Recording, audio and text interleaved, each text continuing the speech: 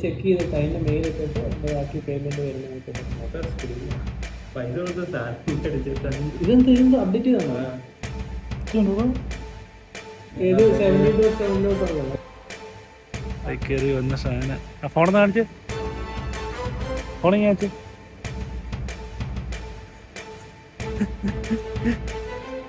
IPhone എടുത്തവർക്ക് എല്ലാം ഇവിടെ കയറി ഇറങ്ങണാണ് ഗൈസ് പരിപാടി. ഇങ്ങനെ ഈ വണ്ടി വന്നവരെല്ലാം ഐഫോൺ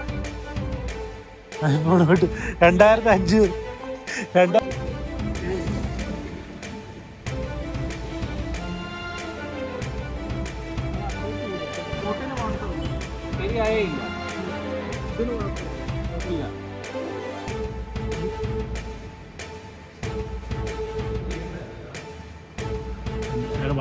മറ്റേ നമ്മുടെ അവിടെ ഇതുപോലെ ഇതുപോലെ പേയ്മെന്റ് ചെയ്തിട്ട് എനിക്ക് റീപ്ലേസ്മെന്റ് ചെയ്ത് കിട്ടിയായിരുന്നു.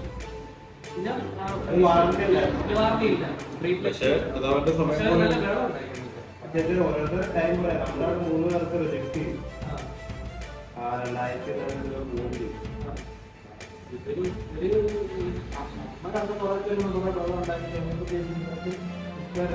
കൊടുത്തിട്ട് ആ ഫണ്ട് കിട്ടിയില്ല. ഫണ്ടിന്റെ വെളിപ്പാടത്ത് റിഫണ്ട് ചെയ്യുന്നില്ല.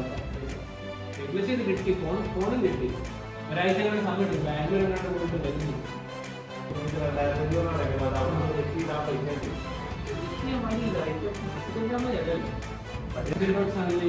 ഒരാഴ്ച തരാതെ അപ്ഡേറ്റ് ചെയ്യേണ്ട കറക്റ്റ് ഒരാഴ്ച. ചാർജ് കുത്തിയിട്ടിട്ട് ഞാൻ റീൽസ് കാണാൻ വേണ്ടി ഫോൺ എടുത്തത് ഈ ക്വാളിറ്റി ഞാൻ എടുത്ത ഷോപ്പിലും എടുത്ത ഷോപ്പിലും അവിടെ അവരൊക്കെ പറഞ്ഞു അപ്ഡേറ്റിന്റെ വാറണ്ടി കഴിഞ്ഞു. നമ്മൾ ഈ EMI വാറണ്ടി കഴിഞ്ഞപ്പോൾ ഫോമായിട്ട് നമുക്ക്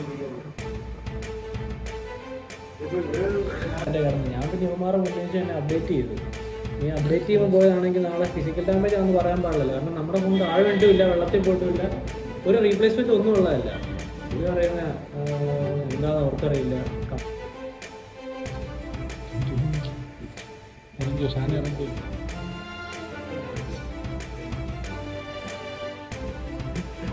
ഇത്രയും ഗതികെട്ട ഈ ലോകത്ത് വേറെ ആരുണ്ട് പാപ്പ? ഹലോ ഗൈസ്, ഇതാ ഷാന.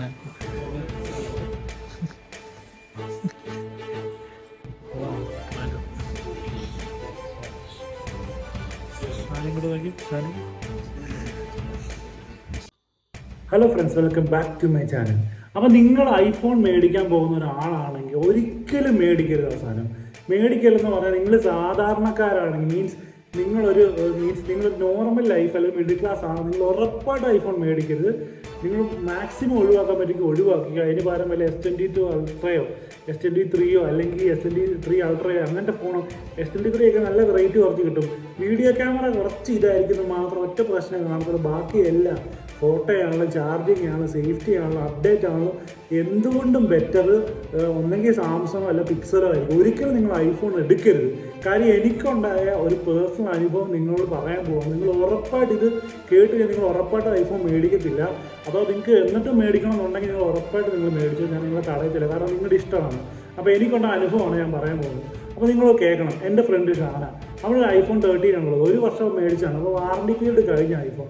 അപ്പോൾ അപ്ഡേറ്റ് എല്ലാം ചെയ്യുക. അതും 17.5 വന്നു. 17.5 അപ്ഡേറ്റിന് ശേഷം അവൻ ഇരിക്കുക. അവൻ 17.7 അപ്ഡേറ്റ് ചെയ്തില്ല. അപ്പോൾ അങ്ങനെ ഇരിക്കുന്ന സമയത്ത് പെട്ടെന്ന് എന്ന് വെച്ചാൽ കറക്റ്റ് ഞാൻ ഡേറ്റ് പറയാം, ഓണത്തിന് തലേ ദിവസം, അതായത് സെപ്റ്റംബർ 14 പെട്ടെന്ന് സ്ക്രീനിൻ്റെ നോച്ചിൻ്റെ ഭാഗത്തൊരു ഗ്രീൻ ലൈൻ പോലെ വന്നിട്ട് മൊത്തം ബ്ലാക്ക് ആയിട്ട് അവിടെ മാത്രം ഗ്രീൻ ലൈനായിട്ട് ഇരുന്നു. പിന്നെ അത് യെല്ലോ ആയി. അങ്ങനെ ഒരു ദിവസം ഫുൾ ആ ഫോൺ ഇങ്ങനെ തന്നെ ഇരുന്നു. പിറ്റേ ദിവസം രാവിലെ തന്നെ, അതായത് കൃത്യം ഓണത്തിൻ്റെ രാവിലെ അവൻ എൻ്റെ വീട്ടിൽ വന്നു. ഞാൻ നോക്കി. അപ്പോൾ ഞാൻ നോക്കില്ല ഇതുപോലെ തന്നെ സെയിം വിഷയം. അപ്പോൾ ഞങ്ങൾക്കൊരു വിഷയം, കാരണം അപ്ഡേറ്റ് ചെയ്ത് എല്ലാവർക്കും ഈ വിഷയം വരുന്നുണ്ട്. അപ്പോൾ എന്നെ നമുക്കറിയത്തില്ലല്ലോ. അങ്ങനെ ഞാൻ എൻ്റെ ഐഫോൺ 14 ആണ്. അപ്പോൾ 14 തേർട്ടി നമ്മളിങ്ങനെ കൂട്ടിമുട്ടിച്ച് നമ്മൾ എയർ ഡ്രോപ്പ് ഒക്കെ ചെയ്യുന്നത് കൂട്ടിമുട്ടിച്ചപ്പോൾ ഓട്ടോമാറ്റിക്കലി അത് ശരിയായി.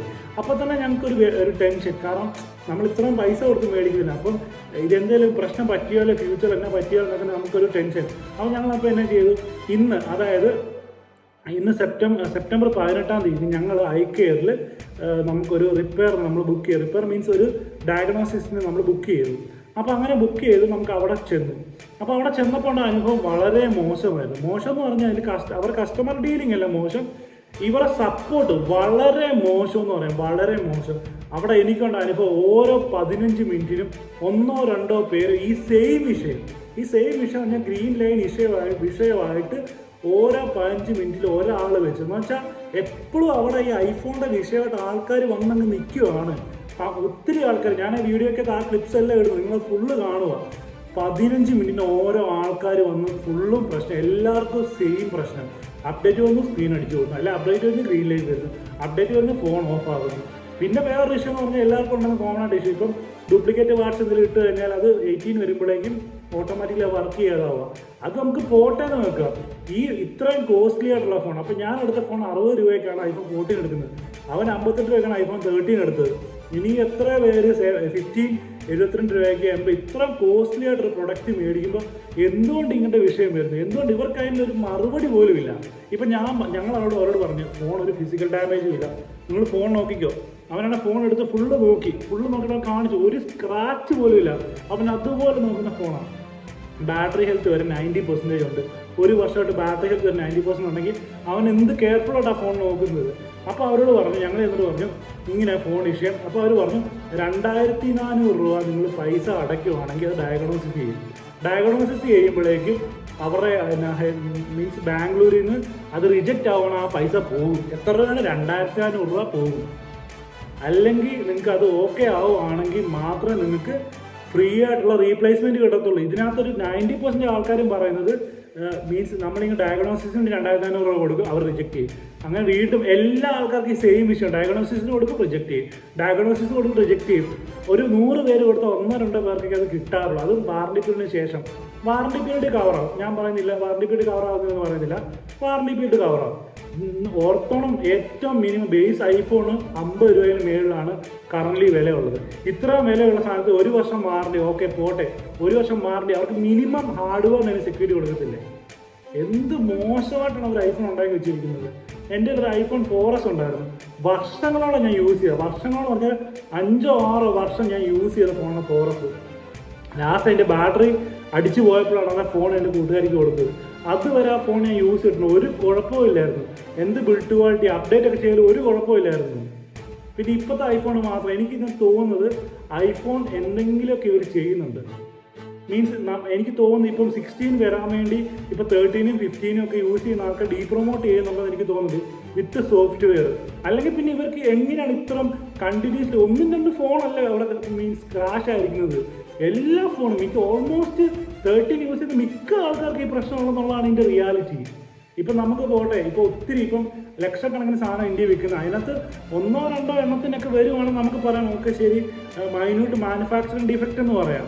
ഇത് 1-2 ഫോണിലല്ലേ വരുന്നത്. അപ്പോൾ അവർ സീരിയസ് ആയിട്ട് ആലോചിക്കേണ്ടതല്ലേ? അറ്റ്ലീസ്റ്റ് അവരുടെ മാനുഫാക്ചറിങ് ഇഷ്യൂ ആണെങ്കിൽ തന്നെ ഇവർക്കത് കവർ ചെയ്ത് കൊടുക്കത്തില്ലേ? ഇത്രയും രൂപ കൊടുത്ത് മുതൽ മുടക്കി ഒരു സാധനം മേടിക്കാൻ നമുക്കത് കവറേജ് കിട്ടണ്ടേ? അതുപോലും കിട്ടുന്നില്ല. ജസ്റ്റ് ഒന്ന് ചെക്കപ്പ് ചെയ്യാൻ പോലും 2400 രൂപ. ഇത്രയും പൈസ കൊടുത്ത് മേടിക്കുന്നു, ചെക്കപ്പ് ചെയ്യാൻ 2400 മേടിക്കുന്നു. ഏറ്റവും വലിയ കോമഡി ഒന്നുമല്ല, ഇവർ പറയുന്നു 1 വർഷത്തിന് ശേഷം, 1 വർഷം ആകുന്ന സമയത്ത് നമുക്ക് എക്സ്ട്രാ നമുക്ക് ഗ്യാരണ്ടിയും എടുക്കാം. അതാണ് എക്സ്ട്രാ വരുന്നത്. അതിന് 8500 രൂപയാണ്. ഇപ്പം നമ്മൾ ഐഫോൺ മേടിക്കാൻ EMI എടുക്കാൻ പോകണം, EMI അടയ്ക്കിട്ട് ഈ എക്സ്ട്രാ എടുക്കാൻ വേണ്ടി നമ്മൾ വീണ്ടും പണിക്ക് പോകണം. എന്തവസ്ഥയൊക്കെ നോക്കി. ഐഫോൺ യൂസ് ചെയ്യുന്ന ആരുണ്ട് ഉണ്ടെങ്കിൽ നിങ്ങളൊന്ന് കമൻറ്റ് ചെയ്യുക, നിങ്ങളുടെയൊക്കെ അവസ്ഥ എന്താണ്. എന്നിട്ട് പലരുടെ അവസ്ഥ വളരെ മോശമാണ്. ഒരു ചേട്ടനൊക്കെ എന്ന് പറഞ്ഞാൽ നമുക്ക് സങ്കടം വരും. കാര്യം പുള്ളി യൂട്യൂബ് പർപ്പസിന് വേണ്ടി ആ ഫോൺ എടുത്തിട്ട് ഉടനെ തന്നെ ഈ കംപ്ലൈൻറ്റ് വന്നപ്പോൾ എന്നാ ചെയ്യും? ഇത്രയും പൈസ പോയില്ലേ? ഇതിന് എന്ത് ഗ്യാരണ്ടി ഇവർ കൊടുക്കുന്നു? ഒരു ഗ്യാരണ്ടി ഇല്ല. ഈ വീഡിയോ നിങ്ങൾക്ക് ഫുള്ള് കണ്ടാൽ മനസ്സിലാവും. ഏറ്റവും കോമഡിയൊന്നുമല്ല, ഞങ്ങൾ അവിടെ ചെന്നിട്ട് ഈ ഐഫോണിൻ്റെ വിഷയമുള്ള എല്ലാവരും കൂടെ ചേർന്നൊരു സംഘമായിട്ട് ഞങ്ങളൊരു ഗ്രൂപ്പ് വരെ, ഫ്രണ്ട്സ് വരെ അവിടെ നിന്ന് സംസാരിച്ച്. നിങ്ങൾക്ക് ആ വീഡിയോ ഒക്കെ 1-2 പേരൊന്നുമല്ല, ഓരോ 15 മിനിറ്റും ആൾക്കാർ ഇങ്ങനെ വന്ന് പൊയ്ക്കൊണ്ടിരിക്കുക. കോട്ടയത്തെ ഐക്യറുടെ കാര്യം ഇതാണെങ്കിൽ മറ്റുള്ള ഐക്യറുടെ കാര്യം എങ്ങനെയായിരിക്കും? കോട്ടയത്ത് കുറച്ചും കൂടെ മീൻസ് ആൾക്കാരൊക്കെ ജനസംഖ്യ കുറഞ്ഞൊരു ജില്ലയായതുകൊണ്ട് കോട്ടയത്തെ സിറ്റുവേഷൻ ഇതാണെങ്കിൽ അത്യാവശ്യം ജനസംഖ്യയുള്ള മലപ്പുറം, തിരുവനന്തപുരം, കൊല്ലം ഐഫോൺ യൂസേഴ്സ് ഉള്ള ആൾക്കാർ ഏറ്റവും കൂടുതലുള്ള ജില്ലകളുടെയൊക്കെ അവസ്ഥ, അവിടുത്തെ ഐക്യറിനൊക്കെ അവസ്ഥ എന്തായിരിക്കും? നിങ്ങൾ മിനിമം ക്വാളിറ്റി പോലും കൊടുക്കും. ഇത്രയും പൈസ കൊടുക്കുന്നില്ല. വെളിയിലുള്ള ഫോണൊന്നും വിഷയമില്ലല്ലോ. ഇന്ത്യക്ക് വെളിയിലുള്ള ഒരു ഫോണും ഈ 13 17 18 അപ്ഡേറ്റ് ഈ ഒരു വിഷയമില്ല. ഇന്ത്യയിലെ മാത്രം ഫോൺ ഈ വിഷയമുണ്ട്. അപ്പോൾ അതിനകത്ത് എന്തെങ്കിലും കാര്യമില്ലേ? അതുകൊണ്ട് ഞാൻ നിങ്ങളോട് എല്ലാവരോടും പറയണം, ഇനി നിങ്ങൾ ഐഫോൺ മേടിക്കരുത്. അതായിരിക്കും നമ്മുടെ പ്രതിഷേധം. ഐഫോൺ ഉപരോധിക്കണം. നമുക്ക് വേണ്ട, അങ്ങനെ സാധനം വേണ്ട. എന്തിനാ വെറുതെ പൈസ കളയാൻ വേണ്ടി? എന്നിട്ട് ഈ ഐഫോൺ മേടിക്കുന്ന കഷ്ടപ്പെട്ട് ടെൻഷൻ എടുത്തിട്ട് EMI എടുത്തിട്ട് ഈ ഐഫോൺ മേടിക്കുന്നത്. മേടിച്ചു കഴിഞ്ഞാൽ ഇത് മേടിച്ചതിന് ശേഷം നമുക്ക് ഇത് അതിലും വലിയ ടെൻഷനാണ്. ഈ മേടിച്ചത് ഐഫോൺ മേടിക്കുന്നതിനേക്കാളും വലിയ ടെൻഷൻ ഇത് മെയിൻ്റെനൻസ് ചെയ്യാൻ. ബാറ്ററി നോക്കണം, ബാറ്ററി ഡ്രോപ്പ് ആവും, ഏറ്റവും വലിയ അപ്ഡേറ്റ് ചെയ്താൽ ഡിസ്പ്ലേ അടിച്ചു പോകും. എന്നെ ചെയ്യുമോ? അത് മേടിച്ചവരൊക്കെ അവസ്ഥ. ഞാനൊക്കെ കുടുങ്ങി പെട്ടുപോയി ഗൈസ്. എടുത്തും പോയി EMI അടച്ചോണ്ടിരിക്കുക. മാസം 10,000 രൂപ വെച്ച് EMI അടയ്ക്കുക. ഈ സാധനത്തിന് വല്ലോ ഗ്യാരണ്ടി ഉണ്ടോ? ഒരു ഗ്യാരണ്ടി ഇല്ല. വാറണ്ടി പീരീഡ് വരെ നമുക്ക് ഗ്യാരണ്ടി ഉണ്ട്. അത് കഴിഞ്ഞാൽ പിന്നെ ഒരു ഗ്യാരണ്ടി ഇല്ല. ഐഫോണ് 50,000 രൂപയ്ക്ക് ഒരു വർഷമേ ഗ്യാരണ്ടി. ഇതിലും ഭേദം വല്ല S22 അൾട്രയോ അല്ലെങ്കിൽ പിക്സലോ എടുക്കുന്നതല്ലേ. ഇപ്പം OnePlus ആണെങ്കിൽ അവർക്ക് ഡീപ്ലേസ്മെൻറ്റ് ഇപ്പം വാറണ്ടി കഴിഞ്ഞാൽ അതിന് മാറി കൊടുക്കുന്ന പോളിസി ഉണ്ട്. പക്ഷേ ഇതിനൊന്നും ഇല്ല. ഞാൻ അവിടെ ചെന്നപ്പോൾ എനിക്ക് മനസ്സിലാക്കാൻ പറ്റിയത് ശരിയാണെന്നുണ്ടെങ്കിൽ അത് 13 പ്രോയ്ക്കും 14 പ്രോയ്ക്കും അങ്ങനെ പ്രോ വേരിയൻസിനും പിന്നെ പ്രോ മാക്സിനും മാത്രമേ ഉള്ളൂ അവർ റീപ്ലേസ്മെൻറ്റ് കൊടുക്കുന്നുള്ളതെന്ന് എനിക്ക് തോന്നുന്നത്. വളരെ ചുരുക്കം ആൾക്കാർക്ക് മാത്രമേ അത് കിട്ടിയിട്ടുള്ളൂ. അപ്പം എനിക്ക് പേഴ്സണലായിട്ട് എല്ലാവരും പറയാനുള്ളത്, നിങ്ങൾ ഐഫോൺ എടുക്കുവാണെങ്കിൽ ഒന്നുകൂടെ ഒന്ന് ആലോചിച്ചിട്ട് എടുക്കുക. അല്ലെങ്കിൽ നിങ്ങൾ എടുക്കരുത്. നിങ്ങൾക്ക് ഇത്രയും പൈസ 28,000 രൂപ ഡിസ്പ്ലേക്ക്, 28,000 മുതൽ 35,000 വരെ. 13 14 കാര്യമായിട്ട് പറഞ്ഞത് 28,000 മുതൽ 38,000 വരെ. 13 14 പ്രോ ആണെങ്കിൽ മറന്നോ, ഫോണങ്ങ് മറന്നോ, അതായിരിക്കും നല്ലത്. പിന്നെ ചില ആൾക്കാർ പറഞ്ഞിട്ടുണ്ട് ഇതിൻ്റെ ഡിസ്പ്ലേ എന്തോ ചെയ്ത് 5,000 രൂപയ്ക്ക് എന്തോ എറണാകുളം ശരിയാക്കുക. അവർ ഗ്യാരണ്ടി പറഞ്ഞില്ല. ശരിയാക്കിയ 5,000 രൂപ കൊടുക്കും, ഇല്ലെങ്കിൽ മറന്നേക്കാനാണ് പറയുന്നത്. അപ്പോൾ അവസ്ഥ ഓർത്ത് നോക്കി. അപ്പം നിങ്ങളോട് എനിക്ക് പറയാനുള്ള എടുത്തൊരാളെന്ന രീതിക്ക്, ചുമ്മാ വെളിയിൽ നിന്ന് ഒരാൾ പറയല്ല, ഐഫോൺ എടുത്ത് യൂസ് ചെയ്യുന്ന ഒരാളെന്ന നിലയ്ക്ക് ഞാൻ പറയുകയാണ്, നിങ്ങൾക്ക് ഒരു ഐഫോൺ പോയാൽ കുഴപ്പമില്ല. ഇപ്പം എൻ്റെ ഒരു ഐഫോൺ ഉണ്ട്, എനിക്ക് പൈസ ഉണ്ട്. ഇപ്പം ഈ ഐഫോൺ ഏതായാലും കുഴപ്പമില്ല, എനിക്ക് വേറെ ഫോണുണ്ട്, എനിക്ക് കുഴപ്പമില്ല. വേറെ ഐഫോൺ മേടിക്കാൻ എനിക്ക് ഒരു കപ്പാസിറ്റി ഉണ്ടെങ്കിൽ നിങ്ങൾ എടുത്തോ, ഒരു വിഷയമില്ല, ആരും ഒന്നും പറയാനില്ല. നിങ്ങൾക്ക് ഈ ഐഫോൺ പോയാൽ ഡിസ്പ്ലേ മാറാൻ 28,000 രൂപ ഉണ്ടെങ്കിൽ എടുത്തോ. അപ്ഡേറ്റ് ചെയ്യുമ്പോൾ ഓട്ടോമാറ്റിക്കലി പോകും, നിങ്ങൾക്കത് മാറാം. പൈസ ഇല്ലെങ്കിൽ ആ കേസ് പിടിക്കാതിരിക്കുന്നില്ല, ആ കേസേ പിടിക്കുന്നത്. നിങ്ങൾ EMI ഇട്ട് ഒരിക്കലും ഐഫോൺ എടുക്കരുത്. EMI ഇട്ട് എടുത്തതിന് ശേഷമാണ് ഇത്രയും വലിയ വിഷയം ഉണ്ടായിരിക്കുന്നത്. പലരും പറഞ്ഞിട്ടുണ്ട്, കൂട്ടുകാർ പലരും പറഞ്ഞിട്ടുണ്ട് EMI സാധാരണ പണ്ടൊന്നും ഐഫോൺ EMI ഒന്നും ഇല്ലായിരുന്നു. EMI എന്ന് വന്നോ ബൾക്കായിട്ട് സാധനം എന്ന് സെയിലാകാൻ തുടങ്ങിയോ അന്ന് മുതൽ ഐഫോണിൻ്റെ ക്വാളിറ്റി പോയിട്ടുണ്ട്. ഇവരുണ്ടാക്കുന്ന സോഫ്റ്റ്വെയർ ഇവരുടെ ഹാർഡ്വെയർ ചെയ്യാൻ പറ്റിയില്ല, പിന്നെ എന്ത് തേങ്ങയ്ക്കാണ് ഇവർ ഈ സാധനം ഇറക്കുന്നത്. അത്രയും പോലും ഗ്യാരണ്ടി ഇല്ലെന്നുള്ളതാണ് സത്യം. അതുകൊണ്ട് ആരെങ്കിലും മേടിക്കാൻ പോകുന്നുണ്ടെങ്കിൽ ഒന്നുകൂടെ ഒന്ന് ആലോചിച്ചിട്ട് സാധനം മേടിക്കുക. ഞാൻ ഇപ്പോഴും ഗ്യാരണ്ടി പറയണം, എൻ്റെ ഐഫോൺ 14 ദൈവം സഹായിച്ച് ഇതുവരെ ഒരു കുഴപ്പവും ഇല്ല. ഇനി നാളെ കുഴപ്പം വരുമോയെന്ന് എനിക്കറിയത്തില്ല. ഗ്യാരണ്ടി പീരീഡ് വരെ എനിക്ക് ഉറപ്പുണ്ട്. ഗ്യാരണ്ടി പീരീഡ് വരെ മാറത്തിരും. അത് കഴിഞ്ഞാൽ 50,000 രൂപ വെള്ളത്തിലാണ്. അതുകൊണ്ട് രണ്ടിലൊന്ന് ആലോചിച്ച് എൻ്റെ പ്രിയപ്പെട്ട സബ്സ്ക്രൈബേഴ്സ് മേടിക്കുക. ആരെങ്കിലും മേടിക്കാൻ പോകുന്നുണ്ടെങ്കിൽ അവരെ ഉറപ്പായിട്ട് എൻ്റെ ഈ വീഡിയോ കാണിക്കുക. ഈ വരുന്നവന്മാരെ എല്ലാം ഉണ്ടല്ലോ ഓടിച്ചു വിടുക. ഈ ഐക്കറി വരുന്നവന്മാരെ എല്ലാം പറഞ്ഞിട്ടുണ്ട്, നിങ്ങൾക്ക് 2,500 ഡയഗ്നോസിസ് ചെയ്യാം. ഡയഗ്നോസിസ് ചെയ്തിട്ട് അവർക്ക് അയച്ചു കൊടുക്കാം. അവർക്ക് ഓക്കെ ആണെങ്കിൽ നിങ്ങൾക്ക് റീപ്ലേസ്മെൻറ്റ് കിട്ടും. ഒരുറപ്പുമില്ല റീപ്ലേസ്മെൻറ്റ്. ഇപ്പം എന്തെങ്കിലും ചെറിയ സ്ക്രാച്ച് ഉണ്ടെങ്കിൽ പോലും ഒരുറപ്പുമില്ല ഈ സാധനത്തിന്. അപ്പം തന്നെ റിജക്റ്റാണ്. നിങ്ങളുടെ പൈസയും പോയി, 2,500 രൂപയും പോയി, ഐഫോൺ ഇതും പോയി. ഇതിൻ്റെ ഒരു 3,000 രൂപ കിട്ടും. നിങ്ങൾക്ക് എറണാകുളത്ത് എല്ലാം കൊണ്ടുപോയി കഴിഞ്ഞാൽ ഡിസ്പ്ലേ ശരിയാക്കുന്ന സ്കീം ഉണ്ടെന്ന് കേട്ടു. അതായിരിക്കും ബെറ്റർ. പിന്നെ ഐഫോണുകളോട് എനിക്കൊന്ന് ഐഫോൺ മേക്കേഴ്സിനോട് പറയാനുള്ള ഒരേ ഒരു കാര്യം, നിങ്ങൾ ഐഫോൺ 13 14 ആടൊന്നും കാണുക. Don't worry iPhone. ഒരു ഓട്ടോയിൽ പോകുമ്പോഴേക്ക് സാധനം വീഡിയോ ഇപ്പോൾ കാണിച്ചില്ല. ഓട്ടോയിൽ പോകുമ്പോഴേക്ക് ഇതേ ഫോൺ താഴെ പോകുന്നു. Don't worry it's iPhone. ഐഫോണാണ് താഴെ പോയ പ്രശ്നമില്ലെന്ന്. എന്നിട്ട് ഈ സാധനം കൊണ്ട് നമ്മൾ ഡിസ്പ്ലേ സോഫ്റ്റ്വെയറിൻ്റെ വിഷയമാണ്. നമുക്ക് എല്ലാവർക്കും അറിയാം സോഫ്റ്റ്വെയർ. ഐഫോൺ വരെ അറിയാം, ആപ്പിളിന് വരെ അറിയാം ഇത് സോഫ്റ്റ്വെയറിൻ്റെ വിഷയമാണ്. ഈ സോഫ്റ്റ്വെയറിൻ്റെ വിഷയമായിട്ട് വരുന്ന ഫോണ് നമ്മൾ ഈ ഒരു സാധനം കൊണ്ട് അവിടെ ചെന്ന് കഴിഞ്ഞാൽ അവരെന്താ നോക്കുന്നത്? താഴെ വീണ്ടും ഡെന്നുണ്ടോ ബെന്നുണ്ടോ എന്ന് നമുക്ക് നോക്കും. എന്നോട് ഇപ്പോൾ ഡോണ്ട് വറി ഇറ്റ്സ് ഐഫോൺ ആണ്, ഓർത്താണ്. ഹൈ ബിൽഡ് ക്വാളിറ്റിയാണ്. എൻ്റെ ഡിസ്പ്ലേ എന്താണ്? സെറാമിക് സീൽഡാണ്. സെറാമിക് ഷീൽഡുള്ള ഐഫോൺ ആണെന്ന് ഓർത്തോണം. എന്നിട്ട് ഈ ഡയഗ്നോസിസ് ചെയ്തിട്ട് ഇവർ പറയാം നിങ്ങൾക്കൊരു അകത്തുനിന്ന് പ്രശ്നമുണ്ട്, നിങ്ങളുടെ പ്രശ്നമാണ്, നിങ്ങളത് മാറിക്കോളാനേ പറയത്തുള്ളത്. എന്നിട്ടും പറയും ഡോണ്ട് വറി ഇറ്റ്സ് ഐഫോൺ. മനസ്സിലായോ നിങ്ങളുടെയൊക്കെ അവസ്ഥ? അതുകൊണ്ട് എൻ്റെ പ്രിയ സുഹൃത്തുക്കളെ, നിങ്ങൾക്ക് ഇനിയും ഒരു അവസരമുണ്ട്. ഇനി ആരെങ്കിലും മേടിക്കാൻ പോകുന്നത്, ഞാനൊക്കെ പെട്ടുപോയി, ഒരു നിവർത്തിയില്ല, എടുത്തുപോയി. ഇനി നിങ്ങൾക്കാരും എടുക്കാൻ പോകുന്നത് നിങ്ങൾ ഒന്നുകൂടെ ഒന്ന് ആലോചിച്ചിട്ട് എൻ്റെ പ്രിയപ്പെട്ട സബ്സ്ക്രൈബർ എടുക്കുക. വീഡിയോ ഓക്കെയാണ്, ഞാനില്ലെന്ന് പറയുന്നത്, നല്ല വീഡിയോ ക്വാളിറ്റിയാണ്. പക്ഷേ 50,000 രൂപ കൊടുത്തിട്ട് ഇത്രയും വലിയ സാധനം മേടിക്കുന്ന ഭേദമല്ലേ നല്ലൊരു മിറർലെസ് ക്യാമറയും ഒരു ഗോപ്രോയും മേടിച്ച് കഴിഞ്ഞാൽ വീട്ടിലൊരു സിസ്റ്റം ഉണ്ടെങ്കിൽ അതിനകത്ത് നമുക്ക് വീഡിയോ എഡിറ്റ് ചെയ്യത്തില്ലേ, യൂട്യൂബ് ചെയ്യത്തില്ലേ? ഇത്രയും വലിയ സാധനം മേടിച്ചിട്ട് പണിയാകണം. അല്ലെങ്കിൽ ഇവർ ഉറപ്പ് തരണം, അല്ലെങ്കിൽ ഐഫോൺ ഉറപ്പ് തരണം. അപ്ഡേറ്റിന് ശേഷം ഫോണൊന്നും പോകുന്ന ഐഫോൺ ഉറപ്പ് തരാണെങ്കിൽ നമുക്ക് മേടിക്കാം. ഇതിപ്പോൾ അങ്ങനത്തെ ഒരു ഉറപ്പും ഇല്ല. ചെല്ലുന്ന എല്ലാവർക്കും ഈ വിഷയം നേരിടണം. നമ്മൾ എന്ത് ചെയ്യും മല്ലയ്യ? പെട്ടുപോകും.